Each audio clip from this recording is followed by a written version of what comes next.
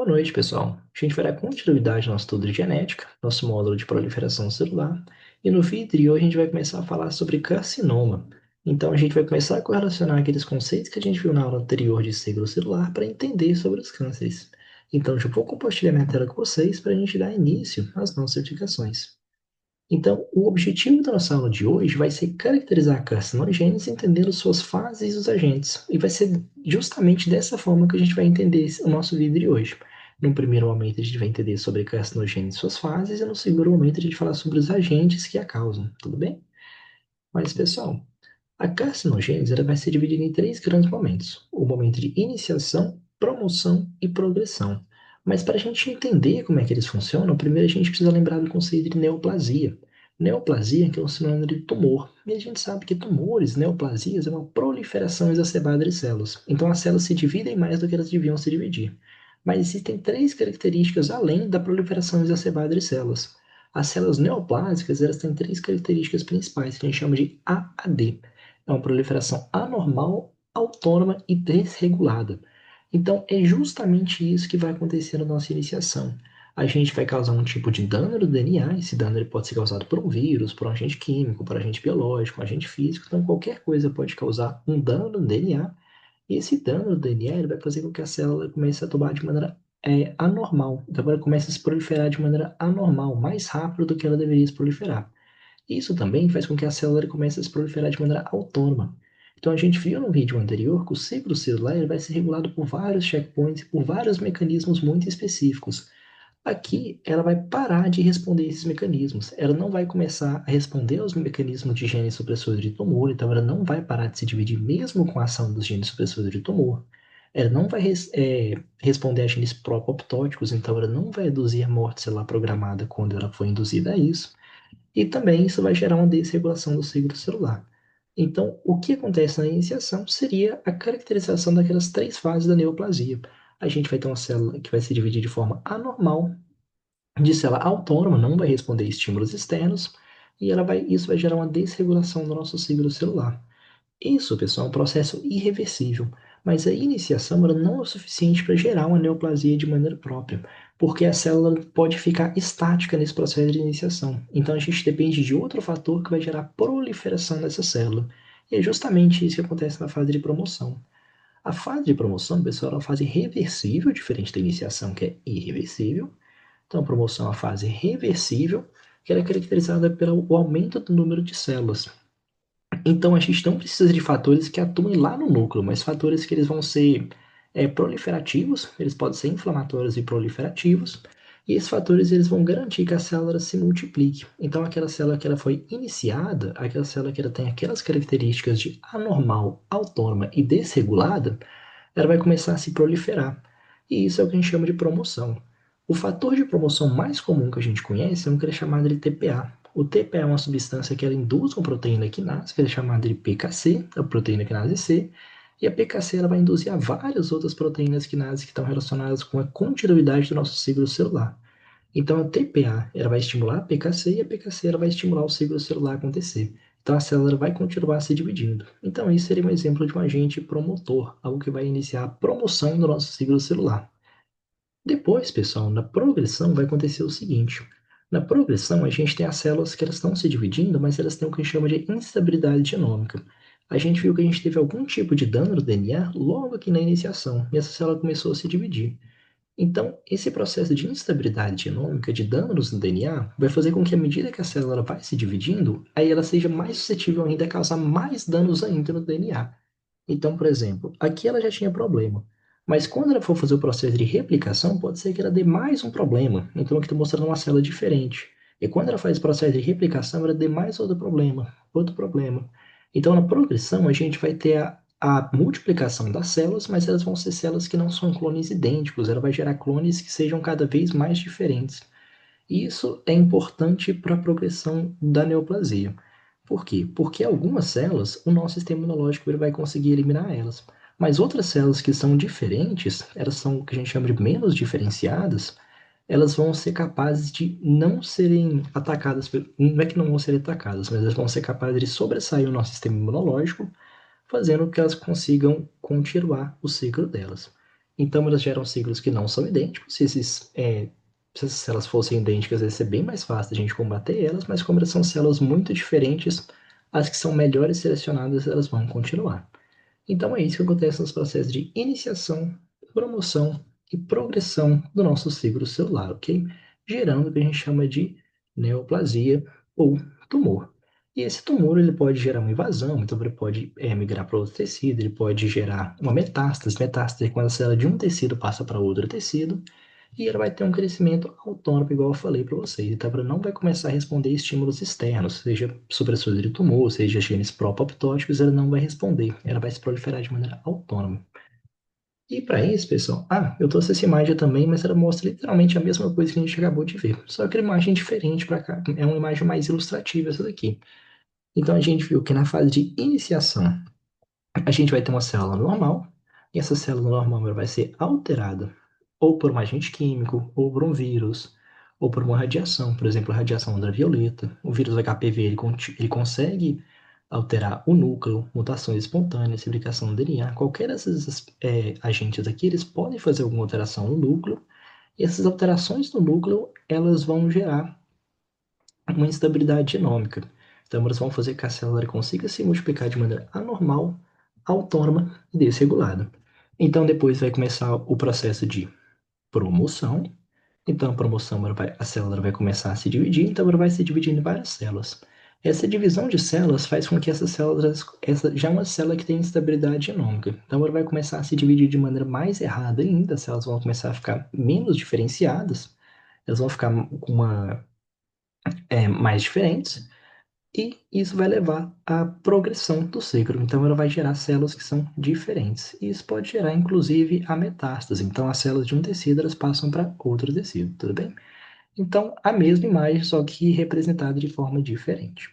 E agora a gente pode entender sobre os mecanismos que eles vão alterar esse nosso ciclo celular, que eles vão gerar essas neoplasias, essas oncogêneses. Então, o primeiro deles, pessoal, é o que a gente chama de gene RAS. Mas para isso, eu preciso lembrar um conceito que a gente viu na nossa aula anterior. A gente tem uma aula falando melhor sobre isso, mas a gente tem uma via que é chamada de MAPK. Essa via MAPK é o que a gente chama de checkpoint entre o G1 e o S. Então, o mecanismo que a gente tem que passar por ele para ele permitir que a gente inicie a fase S, ou seja, a replicação do DNA. E ele vai começar lá com um fator de crescimento, um growth factor, que vai se ligar no receptor tirosina quinase e vai chamar o RAS. Essa proteína vai ser muito importante para a gente entender o congênese aqui. Então, ele vai chamar o RAS. O RAS ele vai fosforilar o RAF, fosforilar o MEC, fosforilar o ERK, que vai ativar um fator de transcrição que chama MOIC, muito importante também. O MIC ele vai inibir o P21, ele inibe um supressor de tumor, então ele estimula o ciclo celular a acontecer. Ele estimula uma ciclina que é chamada de ciclina D1, que ela também estimula o ciclo celular a acontecer. Então, o MIC ele vai ser um gene proto-oncogene, ele vai estimular a proliferação do ciclo celular. A ciclina dela vai se ligar na sua quinase dependente de ciclina, que é a CDK4/6, que vai fosforilar, hiperfosforilar a retinoblastona, liberando o E2F. O E2F que ele vai ser responsável por dar início à fase S, a fase de síntese. E esse processo ele vai ser regulado negativamente pelo TGF-beta, que vai inibir toda essa parte aqui. Então é muito importante que a gente tenha um equilíbrio entre inibição e estimulação, justamente para a gente não ter uma proliferação celular exacerbada, que é exatamente o que acontece na oncogênese. Então, um dos fatores que pode acontecer na oncogênese é justamente com relação a essa proteína RAS. Essa proteína aqui, se ela for hiperestimulada, ela vai estimular todo o ciclo, fazendo com que a replicação da célula nunca pare. Então, essa é uma das alterações que a gente pode ter. Então, a gente tem um fator de crescimento, que ela vai ativar o RAS. O RAS, pessoal, ela vai depender de uma proteína G. Então, ela vai ter um GDP, que vai se formar em GTP. Esse GTP ele vai ser quebrado em GDP novamente, ele vai fosforilar o RAF, que fosforila o MEC, o ERK e dá origem à via MAPK. Então, o que acontece? Esse processo, pessoal, eu comentei com vocês, ele depende do GTP. A questão é que, depois que o RAS ele fosforila o RAF, chega outra célula que é chamada de JAP, de outra proteína que é chamada de GAP. Essa proteína GAP ela vai inibir o RAS, então ela não deixa que o RAS ele atue o tempo todo. Mas o que acontece é que a gente pode ter alterações no genoma do RAS. Então a gente pode ter alterações tanto no códon 12 contra o códon 13 contra o códon 16. Geralmente é só substituição de um aminoácido. Geralmente é substituição por uma valina, uma timina por uma valina. Então, essa pequena substituição, um aminoácido por outro, ele é o suficiente para esse gap ele não conseguir atuar aqui no RAS. Então, se esse gap ele não consegue atuar aqui no RAS, o RAS ele nunca vai parar de funcionar. Então, ele vai sempre fosforilar o RAF. Se ele sempre fosforilar o RAF, ele sempre vai fosforilar o MEC, que sempre vai fosforilar o ERC, que ele nunca vai deixar a parte MAP parar de funcionar. Então, quando a gente tem essa pequena alteração no gene do RAS, a gente não vai deixar o gap ele parar o RAS, consequentemente esse ciclo ele nunca vai ser interrompido. Então, o RAS, que era um proto-oncogênio, ou seja, uma célula que estimula a proliferação celular, agora vai ser chamada de oncogênese, porque ela vai estimular a proliferação de um tumor, ok?